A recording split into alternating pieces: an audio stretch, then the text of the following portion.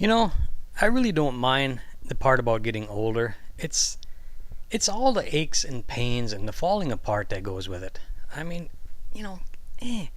You know, recently my doctor convinced me I should have a colonoscopy. Now, if you know what these are, it's basically they shove a long garden hose up your butt. Well, that's not really what happens, but some guy told me, he says they shove a camera up your bottom. Whoa, a camera? The smallest camera I've ever seen was about the size of a pack of cigarettes. And I'm thinking, boy, that's going to really hurt. Well, it's nothing like that.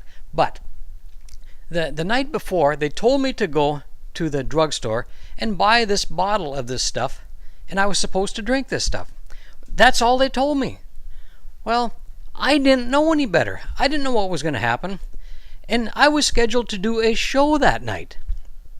Well, I figured, I'll just take this bottle of stuff and I'll drink it in the car on the way over to do my show. No big deal. So I did. Well, I'm standing there waiting for them to announce me, and I'm starting to get these pains down in my stomach. Oh, what's going on? Well, I think, I can hold out. I can do my show. It's only a 15-minute show. And then I'll go do whatever. So I'm standing there, and they announce my name, and I come up on stage. And oh no, this is really getting bad. But I got to get through this show. Well, I start my show, and I'm talking, and I'm making faces.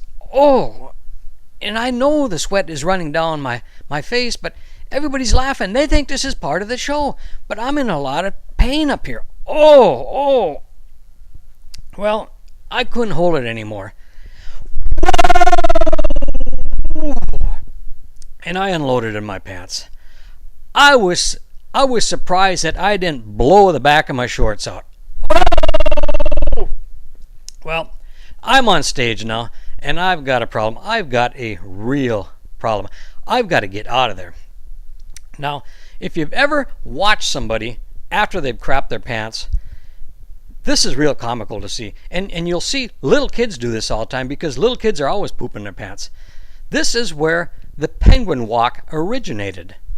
Now, you got to take little tiny steps to get out of there, because if you take big steps, you're going to get fecal matter running down your legs, and it's an awful mess. So you take little tiny steps, and I got to go.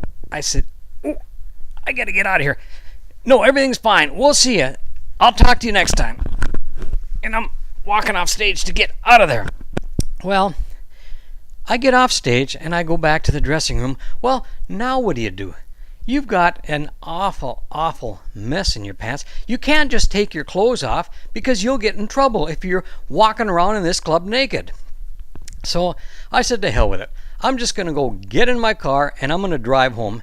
Now, luckily, my old car, my old beater car, it's still got the plastic seats, because this stuff is an awful mess. It's squishy and it's runny and it's just awful.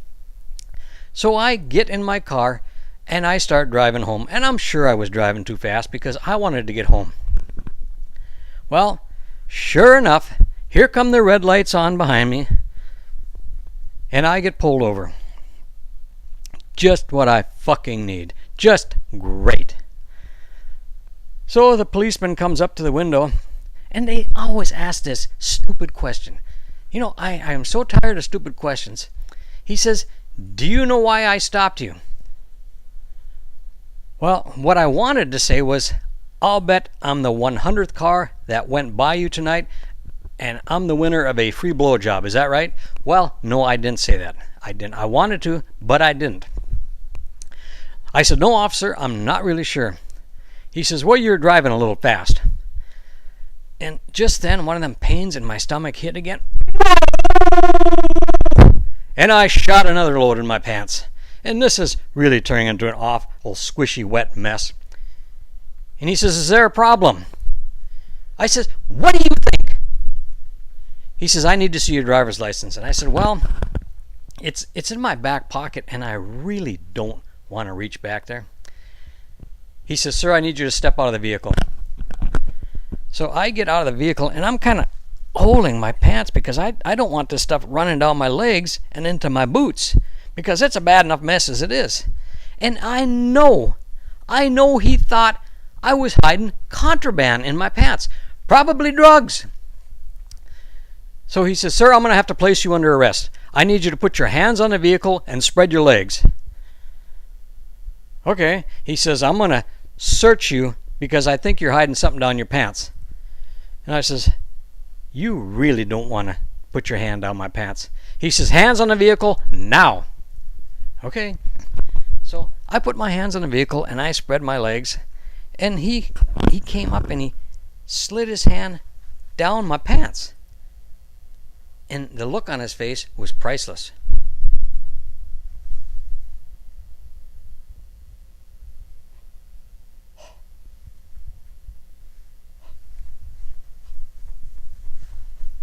And he tried to wipe it off on my vehicle.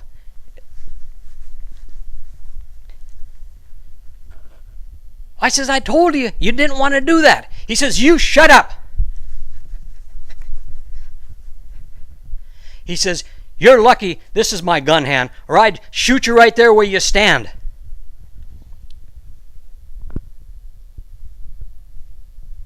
Well, he just walked back to his patrol car, he got in it, and he drove off. And I thought, this is great. This is just great. I'm under arrest. Now what am I supposed to do? Drive myself to the police station?